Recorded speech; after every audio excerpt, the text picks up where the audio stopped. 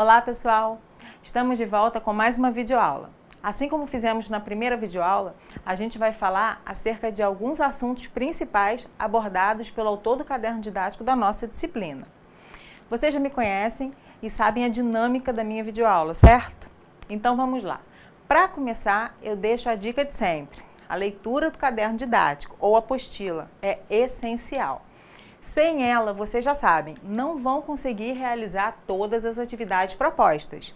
Portanto, não se esqueçam, leiam a apostila.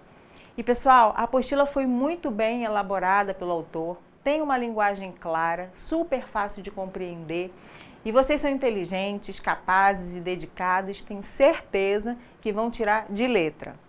Vocês vão terminar essa disciplina sabendo tudo, certo? Então vamos dar início ao conteúdo propriamente dito. Vamos lá. A gente vai começar falando sobre sistemas operacionais. Isso mesmo, sistemas operacionais. Na videoaula anterior, a gente deu uma pincelada nesse assunto, mas agora a gente vai falar sobre isso com mais propriedade. Bom, vocês lembram o que é um hardware, certo? É a parte física do computador. Ok, até aí tudo bem. Para que o hardware funcione, é preciso o quê? Para o hardware funcionar, a gente precisa do quê? Repetindo. É preciso um número de regras e ordens. Guarda isso, regras e ordens. Que façam o quê? Que coordenem os processos realizados. Então, para a gente ver se entendeu. Para que o hardware, que é a parte física do computador, que é o teclado, mouse, monitor, etc., funcione, é necessário um número de regras e ordens que vão coordenar todos os processos realizados, ok? Acho que até aqui está dando para entender. E esse conjunto de regras e ordens é o quê? É nada mais, nada menos que o software. Isso mesmo. Vocês sabem que em um computador há vários softwares. Lembrando, o hardware é a parte física do computador, a parte que você consegue ver e tocar. E o software é a parte intelectual, a parte que você não toca, ok? Então, voltando ao raciocínio. Eles, os softwares, estão ali disponíveis para atender às necessidades do usuário do computador. Eu vou dar um exemplo que inclusive está na apostila, que eu achei de fácil compreensão. Se você precisar editar um texto, você vai precisar de um software específico para executar essa tarefa. Que software é esse que permite que você edite um texto? O editor de texto Word, isso mesmo. O Word é o software específico para executar essa tarefa. Deu para entender? Cada necessidade que a gente tem quando está fazendo o uso do computador é atendida por um software específico. Outro exemplo simples. Se vocês precisarem fazer uma tabela, seja para controle das finanças pessoais, ou para controle da empresa onde vocês trabalham ou podem vir a trabalhar, que software é próprio ou específico para se criar uma tabela? Isso mesmo, o Excel. Entenderam? Tudo que a gente se propõe a fazer no computador tem um software específico para isso. Bom, acho que isso ficou claro para vocês. Pessoal, vocês lembram o que é memória RAM e memória ROM? Vou falar sobre isso rapidinho, porque é importante vocês entenderem isso para compreenderem os próximos tópicos, tá bom? Então vamos lá. Bom, vou começar falando para vocês o que é memória. Dá só uma olhadinha no slide. No slide, vocês podem ver uma breve definição, digamos assim, de memória. Dispositivos físicos responsáveis por armazenar dados e que se dividem em dois subgrupos, em memória RAM e em memória ROM. Ainda olhando o slide, vamos ver o que é cada uma dessas memórias, ok? A memória RAM, de Random Access Memory, significa memória de acesso aleatório, ou seja, ela mantém os dados armazenados até que sejam retiradas as fontes de alimentação, como baterias, pilhas, fio. Se remover essa alimentação, essa memória perde todo o seu conteúdo. Então, essa memória depende de alimentação, ok? Agora vamos ver o que é a memória ROM. ROM vem de Read Only Memory, que significa memória somente para leitura, ou seja, a memória do tipo ROM, em alguns casos, traz de fábrica informações gravadas e em outros casos é adquirida vazia pelo usuário. Em ambas as situações, independe de alimentação para manter as informações. Ou seja, diferente da memória RAM, a memória ROM não perde o seu conteúdo caso fixe em alimentação. Deu para entender? Acho que ficou claro. Vou dar um exemplo de memória ROM. Quando você compra um celular novo, você ainda não adicionou nada nele, telefone de ninguém, música, nada. Mas ele já veio de fábrica com aplicativos, com os sons de chamada, com a logo do fabricante, etc. Esse tipo de memória que já vem com informações gravadas de fábrica, não é interessante você alterar, tá certo? E tem as memórias que você adquire vazias. Por exemplo, quando você compra memória para o seu celular para gravar música, por exemplo. Deu para entender? Então agora vamos falar sobre outro tópico. Aplicativos. Você sabe o que é um aplicativo? São programas que executam tarefas para os usuários. Todo programa, para ser executado, precisa usar determinada quantidade de memória. Precisa usar a CPU. Precisa ter acesso aos periféricos e precisa acessar os arquivos necessários. Eu vou dar alguns exemplos de aplicativos. Planilhas eletrônicas, jogos, processadores de texto e tantos outros. Há também o conjunto de programas que são essenciais, imprescindíveis para o funcionamento do sistema, que é conhecido como software básico. O sistema operacional é o principal programa desse conjunto. Vou dar para vocês alguns exemplos de sistemas operacionais: Windows, Linux, Unix, MS-DOS, etc. Agora que vocês já viram alguns exemplos de aplicativos e de sistemas operacionais, vocês vão aprender agora o básico sobre os principais sistemas operacionais, ok? Vamos começar pelo sistema operacional chamado Windows. A nível de informação, a palavra Windows em inglês significa janela. Acredito que vocês saibam disso, mas se não saibam, vão saber agora. O Windows é o sistema operacional mais utilizado no mundo atualmente, sabiam? Pois é. Esse sistema operacional foi desenvolvido pela empresa Microsoft. O Windows teve sua origem ligada a outro sistema operacional, que é o MS-DOS. Essa sigla MS-DOS significa Microsoft Disk Operating System, do inglês, que traduzido significa Sistema Operacional de Disco. Vocês sabiam que o Windows, quando surgiu, não era um sistema operacional? Pois é. Quando o Windows surgiu, era Shell, que significa concha, para o MS-DOS. Como assim? Vou explicar. O Windows era uma camada de software adicionada para deixar o sistema operacional mais fácil de ser usado pelo usuário. No sistema operacional MS-DOS, o usuário tinha que dar instruções de comando.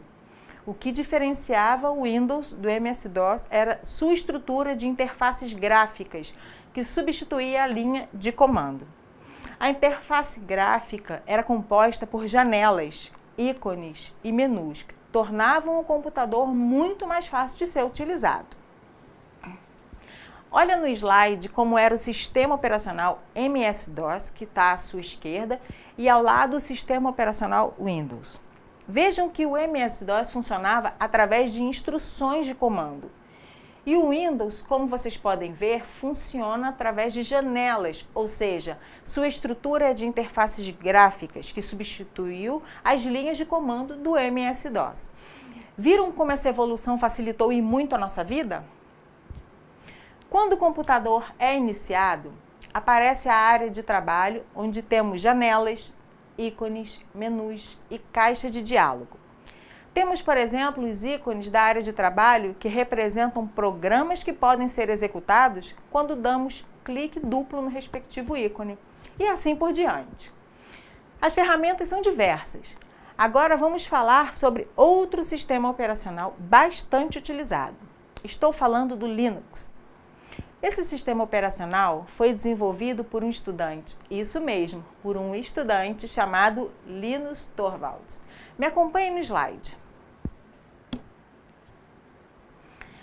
Esse à sua esquerda é o fundador do sistema operacional Linux. E à sua direita está a imagem do sistema operacional criado por ele. Linus elaborou uma versão inicial e divulgou o Linux em uma lista de discussão online. E assim vários outros estudantes se interessaram pelo projeto e começaram a desenvolver novas funções para o Linux. Conclusão: o Linux é um dos principais concorrentes do Windows. E vocês já ouviram falar do kernel. Kernel é o núcleo do sistema. É responsável pelas funções principais de um sistema operacional. O Linux é um sistema operacional que se diferencia por possuir diversas distribuições. Cada uma dessas distribuições oferece uma versão diferente do kernel. Exemplos de distribuições: Red Hat, Debian, Slackware, Conectiva, Kurumin. Como deve ser feita a escolha e qual distribuição utilizar? É feita de acordo com a preferência do usuário e com a finalidade de uso do computador. Bom, embora haja outros sistemas operacionais, esses são os mais utilizados. Bom, pessoal, vamos agora falar da tão famosa internet. Todos nós sabemos que a internet é o meio pelo qual fazemos pesquisas, trocamos correspondência, batemos papo e fazemos tantas outras coisas como nós que estudamos e trabalhamos através dela. Mas vocês já pararam para pensar em como ela funciona? Como essa tal rede mundialmente conhecida pode permitir que a gente faça tantas coisas? Bom, vamos então começar fazendo a pergunta certa. O que é a internet? A internet, para quem não sabe, é a maior rede de computadores do mundo. Uau! Dá uma olhada no slide. O nome internet vem do termo Interconnection Network, que quer dizer interconexão de redes. A internet é de responsabilidade de cada governo ou empresa, que faz a manutenção da sua própria rede. O órgão mundial responsável pelo registro de computadores e redes conectados à internet é o INTERNIC, Network Information Center. Cada país tem uma entidade local responsável pelos dados daquela região. No Brasil, temos o CGI, que é o Comitê Gestor da Internet no Brasil, por meio do Núcleo de Informação e Coordenação do .br, NIC-BR, e do Registro.br. Caso vocês queiram mais informações a respeito desses órgãos, acessem os sites disponíveis na página 35 da nossa apostila. Bom, vimos o que é a internet. Vamos agora ver como se conectar à internet. Você sabe? Se não sabe, vai ficar sabendo agora. Bom, há várias maneiras de conectar o computador à internet. A conexão pode ser feita através de uma linha telefônica, através de um cabo, ou pode ser feita até mesmo sem fio algum. Vamos começar falando sobre a conexão feita através da linha telefônica. Essa é a forma de conexão mais comum no Brasil. Para fazer esse tipo de conexão, é preciso contratar o serviço de um provedor de acesso e então conectar uma placa de modem no seu computador e a placa de modem à linha telefônica. A maioria desses provedores de acesso são gratuitos. Nesse tipo de acesso discado, a linha telefônica fica ocupada durante a conexão. Dessa forma, o usuário tem que pagar à operadora telefônica todos os minutos em que ficou conectado. Outra forma de se conectar à internet é se utilizando da conexão ADSL, que significa Linha Assimétrica Digital de Assinante. É um tipo de conexão banda larga. Nela, se utiliza as centrais telefônicas digitais para tráfego de dados em alta velocidade. E para esse tipo de conexão é preciso ter o quê? É preciso de uma placa de rede e um modem ADSL. A linha telefônica é utilizada apenas para tráfego de dados, mas fica desocupada e também não é preciso pagar pelo tempo que ficou conectado, diferente da anterior. Paga-se apenas uma mensalidade de acordo com a velocidade do serviço. Precisa-se, nesse caso, de dois provedores, do provedor de acesso discado e do provedor do serviço de ADSL. Vamos agora falar de um tipo de conexão diferente. Vamos falar da conexão via ondas eletromagnéticas. Já ouviu falar? É um tipo de conexão sem fio. Para fazer uso desse tipo de conexão, é preciso antenas e satélites. Não se faz uso da linha telefônica. Há também a conexão via cabo. Que tipo de conexão é essa? É considerada banda larga. antes de continuar, você sabe o que é uma conexão banda larga? Banda larga é a conexão de internet que permite ao usuário navegar em alta velocidade. A diferença entre acesso discado e banda larga é a velocidade de conexão. A velocidade de conexão banda larga é muito maior do que o acesso discado. Bom, continuando, esse tipo de conexão via cabo não precisa possuir uma linha telefônica. Nesse caso, o equipamento usado é uma placa de rede e um dispositivo chamado Cable Modem, ou seja, modem via cabo. Esse dispositivo é um aparelho que serve para prover acesso à banda larga, realizando o quê? Realizando o tráfego de dados através do sistema de TV a cabo. Isso mesmo, através do sistema de TV a cabo, nesse tipo de conexão, os usuários de um mesmo segmento do cabo compartilham a mesma conexão. E o que vocês acham que acontece? Isso mesmo, quanto mais usuários online, menor é a velocidade de conexão. Na prática, quanto mais usuários na internet, mais lenta fica a conexão. Vamos falar agora sobre os serviços da internet, que são o www e o correio eletrônico. Esses são os serviços mais populares oferecidos pela internet. Como assim? www e internet não são a mesma coisa? Agora confundiu tudo. Confundiu não, gente. Calma que eu vou explicar. www vem do inglês World Wide Web, que significa teia de alcance mundial. É um dos serviços que a internet oferece.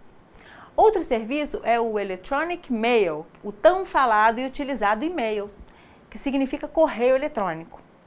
Claro que há também outros tipos de serviços oferecidos pela internet. Temos, por exemplo, o bate-papo online, que são os chats, mensagens instantâneas como o ICQ, o MSN, o Skype e tantos outros serviços. Bom, mencionamos alguns tipos de serviços oferecidos pela internet. Vamos agora falar especificamente sobre a www. O que vem a ser essa teia de alcance mundial?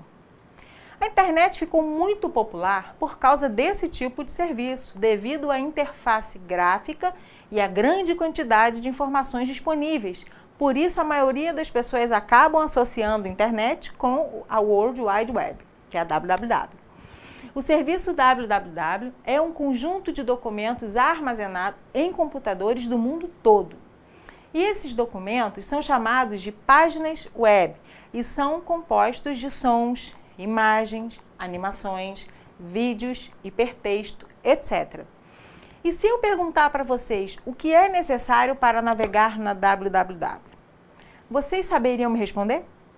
Para navegar na web é preciso apenas duas coisas: de um computador conectado à internet e que possua um software que faça a função de navegador web ou browser.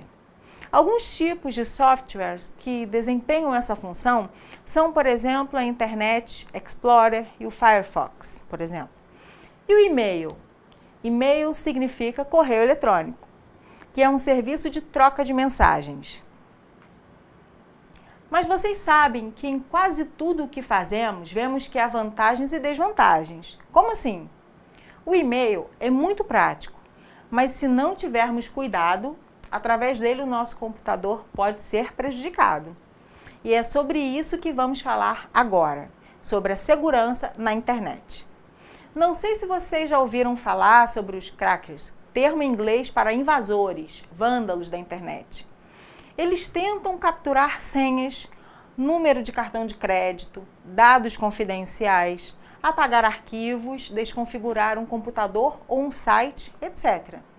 Não tem como a gente se prevenir totalmente desses programas, mas é interessante a gente ficar ciente de que há algumas atitudes que a gente pode tomar para evitar esse tipo de problema. Vamos ver que atitudes são essas. Quando você cria uma senha no computador, é importante que a senha seja fácil de ser memorizada por vocês. E você deve evitar de utilizar dados óbvios, como, por exemplo, sua data de aniversário ou de pessoas da sua família, a placa do seu veículo. Na apostila você tem mais informações a respeito disso, mas acho interessante mencionar aqui uma dica para você. Você deve mudar a sua senha periodicamente, e quase ninguém faz isso. Outra atitude para evitar esse tipo de problema é o uso de um programa antivírus. Como funciona? Vocês se lembram que software é a parte intelectual do computador, certo? Então, o programa antivírus é um software desenvolvido para detectar, anular e eliminar vírus e tudo que pode causar problemas no computador, como por exemplo um malware. E o que vem a ser um malware? Malware é um nome abreviado para software malicioso. É qualquer tipo de software indesejado, instalado sem o seu consentimento. Agora que você já sabe o que é um malware, seria interessante que você passasse a verificar se há malwares em seu computador. Tá aí a dica. Aí entra o papel do antivírus. É o antivírus que vai fazer uma varredura, um escaneamento nos arquivos existentes nos hardwares de armazenamento. É bastante interessante como funciona o antivírus em nosso computador. E tem muitas pessoas que, por não saberem disso, não dão a importância devida. Eu acho importante também mencionar aqui o que o antivírus faz quando um malware é encontrado. Primeiro, o antivírus tenta recuperar o arquivo. Como? Tentando remover o vírus do arquivo. Mas quando o antivírus não consegue fazer isso, as opções são apagar o arquivo infectado ou colocá-lo em quarentena, que é uma pasta especial onde o antivírus guarda os arquivos maliciosos que não puderam ser desinfectados. E tem outro detalhe importante. Os arquivos dessa pasta ficam inacessíveis para outros programas para evitar que o malware se espalhe. Há outras opções que podem ser tomadas para tentar proteger o computador. O uso de um firewall, por exemplo. O que vem a ser isso? É um software que controla o tráfego de dados que entram e saem do seu computador. Como? Permitindo ou bloqueando determinados acessos de acordo com uma política de segurança. Como isso é feito? A política de segurança define o que é seguro para aquele computador. E se o usuário estiver usando um firewall pessoal, ele poderá ser alertado sobre tentativas de conexão, definir quais programas instalados podem acessar a internet, etc. Outra maneira de tentar proteger o computador é com o uso de um anti-spyware. E o que vem a ser um anti-spyware? Primeiro eu vou apresentar o termo spyware. O spyware é um aplicativo ou software espião. E como ele age? O spyware recolhe informações sobre o usuário, sobre os seus costumes na internet e transmite essa informação a uma entidade externa na internet sem o conhecimento e consentimento do usuário. Agora que você já sabe o que é um spyware, vamos falar em como proteger o computador desse programa espião. Nesse caso, é necessário o uso de um anti-spyware. O que é isso? É um software específico para detecção de spywares. Ele trabalha da mesma forma que o antivírus, sendo que faz uma varredura nos dados de entrada provenientes da rede, bloqueando os softwares espiões. O anti-spyware é capaz de detectar e deletar spywares existentes no computador. Agora vamos tentar resumir o que foi dito até aqui para a gente não se perder. Vamos lá. A internet consiste em milhares de redes conectadas em todo o planeta, ok. O motivo de criar uma rede é para que os computadores que pertencem a ela possam trabalhar de forma colaborativa, ou melhor, de forma que possam usar a rede para compartilhar seus recursos e trocar informações. Outro ponto para a gente relembrar, nós vimos que o computador pode ser conectado à internet por diversos meios. Vamos falar agora sobre os principais meios de conexão residenciais. São eles: a conexão pode ser feita através da linha telefônica, via cabo ADSL e via ondas eletromagnéticas. Isso é um resumo, viu, gente? Outro ponto, falamos também dos dois serviços mais populares oferecidos pela internet. Quais são eles? www e o e-mail. O www é o serviço responsável pela popularidade que a internet ganhou nos últimos anos. Por quê? Porque a www consiste em um conjunto de documentos armazenados em computadores de todo o planeta. Esses documentos são chamados de páginas web e são compostos de sons e imagens. vídeos, hipertexto, animações, etc. Outra coisa, para navegar na web é preciso que o usuário tenha um computador conectado à internet e um software que faça a função de navegador web. E para terminar o resumo dessa primeira parte, eu concluo lembrando e alertando vocês acerca das principais boas práticas de segurança que você deve seguir. Utilizar senhas fáceis somente para você e trocá-las periodicamente. Instalar um programa antivírus. Fazer uso de um firewall pessoal e de um anti-spyware. Uma última dica. Antes de você fazer qualquer coisa na internet, antes de você dar qualquer clique, faça de forma consciente. Pense bem antes de clicar em qualquer link. Agora convido vocês a conhecer outra parte do conteúdo da apostila. Vamos falar sobre correio eletrônico. Você sabe o que é isso? Creio que alguns de vocês, se não todos, já tenham ouvido falar. Mas se há entre vocês alguém que nunca ouviu falar no famoso e-mail, não se preocupe. Essa é a hora de você conhecê-lo. Vamos lá? Bom, vocês se lembram como era feita a comunicação entre as pessoas distantes? Era bastante demorada. Você poderia enviar uma correspondência na forma de carta escrita via correios, que levava de 15 dias a um mês para chegar. E isso dependia da distância entre remetente e destinatário. Ou para realizar uma comunicação simultânea, tínhamos que usar o telefone. E assim a ligação ficava muito cara, principalmente quando a ligação era feita para fora do país. Considerando todas essas dificuldades, era preciso existir um serviço que fosse dinâmico, rápido e acessível. E assim surgiu o correio eletrônico, o famoso e-mail. Graças à internet, a gente consegue se comunicar com pessoas de qualquer lugar do planeta, independente da distância, quase que em tempo real. O Electronic Mail, o tão falado e-mail, é um recurso que permite que você troque mensagens em tempo assíncrono, ou seja, não há necessidade de estar conectado à internet ao mesmo tempo em que receber uma mensagem. A comunicação não é simultânea. Bom, já que estamos falando de e-mail, você já tem o seu? Se você ainda não tem sua conta no correio eletrônico, sugiro que você acesse um desses portais: www.yahoo.com.br, www.google.com.br, www.hotmail.com e preencha um breve formulário de dados pessoais e aceitar os termos de uso do serviço. Bom, vamos continuar. Vamos falar agora sobre webmail e clientes. Existem duas formas para utilizar um e-mail. Uma forma é usar um software conhecido como cliente de e-mail ou fazer uso de um webmail. Alguns dos clientes de e-mail mais conhecidos são o Outlook, Express, Gmail, etc. Já os sites de webmail mais conhecidos são Yahoo Mail, Gmail, entre outros. Bom, um cliente de e-mail é um software que precisa estar instalado no computador para que você consiga mandar e receber e-mails. Já no caso do webmail, o seu computador precisa ter um software navegador web pronto para uso. Na página 43 da apostila, o autor nos orienta em como enviar um e-mail e em como anexar um arquivo ao e-mail. Bom, pessoal, vamos falar agora sobre o conhecido spam. Spam é um dos problemas associados ao e-mail. Spam é uma mensagem eletrônica indesejada que o usuário recebe. Por que indesejada?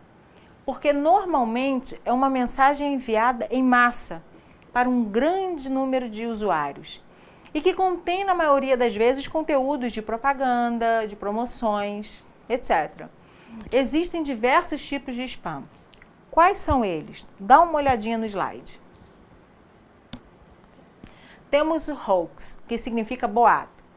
São mensagens em forma de boatos, lendas, histórias irreais, como, por exemplo, não ao MSN pago. Outro tipo de spam é o correntes, que são mensagens que prometem algum benefício para quem as envia. Exemplo, importante, outro tipo de spam é o de propagandas. São mensagens que anunciam produtos ou serviços de empresas. Exemplo, quer um casamento perfeito? Encontre sua alma gêmea acessando aqui, etc. Por aí. Outro spam é o de golpes. São mensagens que oferecem oportunidade de negócio enganosas que prometem dinheiro rápido e em grande quantidade. Por exemplo, se você receber uma mensagem como essa: vou lhe mostrar como ganhar R$ 5.000 por mês sem sair de casa, e tantos outros tipos de golpes. Para tentar te auxiliar na detecção de spams, os principais webmails têm uma pasta especial denominada spam. Os e-mails suspeitos de serem spams são armazenados automaticamente. Você já ouviu falar em sarnas eletrônicas? Pois é, elas existem. Vamos ver o que são essas sarnas eletrônicas? São programas maliciosos, ou seja, são malwares, que podem ser enviados via e-mail para você. Esses softwares vão disfarçados nas mensagens e, sem perceber, a gente acaba clicando nelas. Existem diversos tipos de malwares que são classificados basicamente em vírus, worms, trojans, que é o cavalo de Troia, e spywares. Bom, os vírus são programas que infectam outros programas e arquivos. Tem como único objetivo tirar a paz do usuário do computador. De que forma os vírus agem no computador? Apagando arquivos, criando pastas, desconfigurando o sistema operacional e etc. Os vírus podem se multiplicar e se espalhar por outros computadores sem que o usuário perceba. Outro tipo de spam é worm. Que tipo de spam é esse? O termo worm vem do inglês e significa verme. Por que esse nome? Porque lembram um comportamento de larvas de insetos, que apenas comem e se multiplicam. O worm não precisa de um arquivo ou programa hospedeiro para se multiplicar, como no caso do vírus. O principal objetivo do worms é se replicar e contaminar diversos computadores. Outro tipo de spam é o trojans, também conhecido como cavalo de Troia, e tem como objetivo fragilizar o sistema de defesa do computador e torná-lo vulnerável. Temos o spyware. Essa palavra vem do inglês spy, que significa espião. Nós já vimos isso. E o que vem a ser um spyware? É um programa de computador que tem como objetivo monitorar a interação do usuário com o computador.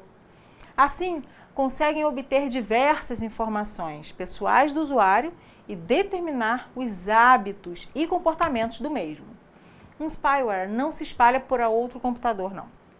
Um dos principais tipos do spam é keylogger, que é um programa capaz de armazenar as teclas digitadas pelo usuário via teclado. Como vocês viram, em tudo que a gente se propõe a fazer, deve ser feito com cautela. A gente tem que se proteger mesmo, para que a vida útil do nosso computador seja longa.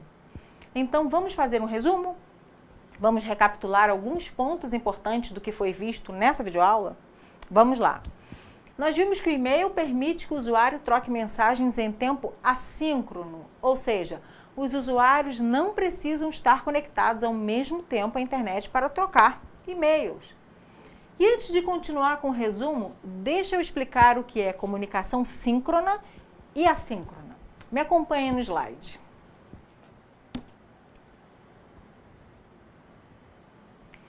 A comunicação síncrona é feita em tempo real, ou seja, os usuários estão conectados ao mesmo tempo. Exemplo, no chat. Para participar de um chat, os usuários devem estar conectados em tempo real para participar da discussão. A comunicação assíncrona não necessita de que os usuários estejam conectados ao mesmo tempo ou que se comuniquem em tempo real. Exemplo de comunicação assíncrona: e-mail, fórum. Para enviar um e-mail a alguém, somente você precisa estar conectado à internet. A pessoa que vai receber seu e-mail não precisa estar conectado no momento em que você vai enviar o e-mail para ela. E o fórum é da mesma forma. Para participar do fórum, você precisa se conectar. Os demais participantes não precisam estar conectados no mesmo momento que você. Para terminar o nosso resumo, vimos também que spam é um dos problemas associados ao uso de e-mail. Então, o que é um spam? É uma mensagem eletrônica indesejada, enviada para o nosso e-mail para acabar com o nosso computador. Por isso, a gente precisa ter um bom antivírus instalado no nosso computador. Por isso também a gente não pode sair clicando em tudo que aparece em nossa caixa de e-mail. Temos que ter bastante cuidado. Bom, meus queridos, eu espero ter contribuído de alguma forma através dessa videoaula. Lembrando que a videoaula apresenta os tópicos de forma resumida. Por isso é tão importante que vocês leiam o quê? A apostila da disciplina. Participem dos fóruns de discussão. Comentem a postagem dos colegas. A discussão pode ficar muito mais interessante. Depende de vocês. Em caso de dúvidas, não hesitem em tirá-las com os tutores. Agora, após essa videoaula, vocês terão uma atividade prática e os tutores estão prontos para auxiliá-los no que for preciso. Acessem a sala virtual da disciplina. Lá vocês vão encontrar o calendário, o cronograma, fórum de notícias e fórum tirar dúvidas, enfim, todo o apoio e orientações necessárias para realizar o estudo da nossa disciplina. Eu desejo de coração que vocês concluam essa disciplina da melhor forma possível. Bons estudos e até a próxima videoaula. Tchau, tchau!